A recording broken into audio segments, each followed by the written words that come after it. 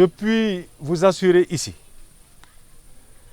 que les armées, comprenant la globalité de la sécurité, vont vous accompagner dans votre sécurité personnelle pour que chacun d'entre vous ait la possibilité en toute sécurité de vaquer à ses besoins partout où il le désire. Donc votre sécurité personnelle, l'armée va vous garantir qu'elle sera là. Elle va vous accompagner. L'armée vous accompagnera aussi dans votre sécurité économique pour que vous puissiez avoir des activités génératrices de revenus et que vous puissiez avoir l'autonomie dont vous avez besoin pour vous-même vous prendre en charge et retrouver votre dignité. L'armée a une expertise qui lui permet de vous accompagner dans ces activités génératrices de revenus. Que ce soit la mise en place de poulaillers, que ce soit des activités agricoles, l'armée peut vous accompagner. Et de manière à ce que vous ayez rapidement une bonne sécurité économique. Elle va aussi vous accompagner dans votre sécurité environnementale.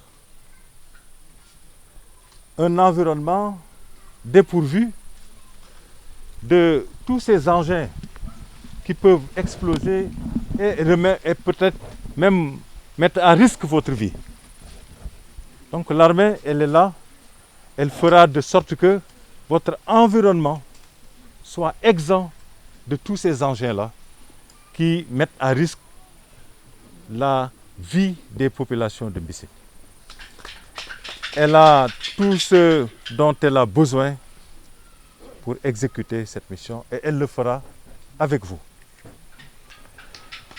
L'armée veillera, et elle l'a déjà commencé, à ce que votre sécurité sanitaire soit garantie.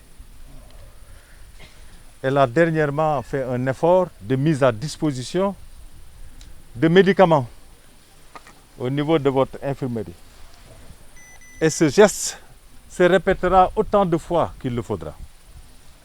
Mais au-delà de mise à disposition de médicaments, l'armée pourra aussi mettre à disposition son expertise dans le domaine de la santé. Nous avons des médecins, nous avons des infirmiers qui peuvent non seulement venir faire des consultations, mais qui peuvent aussi contribuer à la formation ou au renforcement des capacités du personnel médical qui est affecté ici. Et ça, le commandant de zone veillera à ce que ça soit le cas. Et enfin, l'armée va contribuer à renforcer votre sécurité alimentaire aussi. Parce que sans sécurité alimentaire, il est difficile aux populations de s'épanouir. La sécurité alimentaire, c'est créer les conditions pour que vous puissiez aller dans vos champs, pour pouvoir cultiver et vous nourrir, être autonome. La sécurité alimentaire, c'est aussi que l'armée organise des actions civilo-militaires qui lui permettent de mettre à votre disposition des vivres. C'est ça, toutes ces sécurités-là, c'est des sécurités qui se tiennent, qui dépendent les unes des autres. Et l'armée, comprenant la transversalité de la sécurité, va intervenir au niveau de toutes ces composantes de la sécurité globale pour que vous soyez vraiment en toute sécurité. Pour le faire, l'armée a besoin de votre soutien. Du soutien des autorités administratives, du soutien des autorités religieuses, des autorités coutumières, des élus locaux. L'armée a besoin de la presse pour qu'elle véhicule ces messages.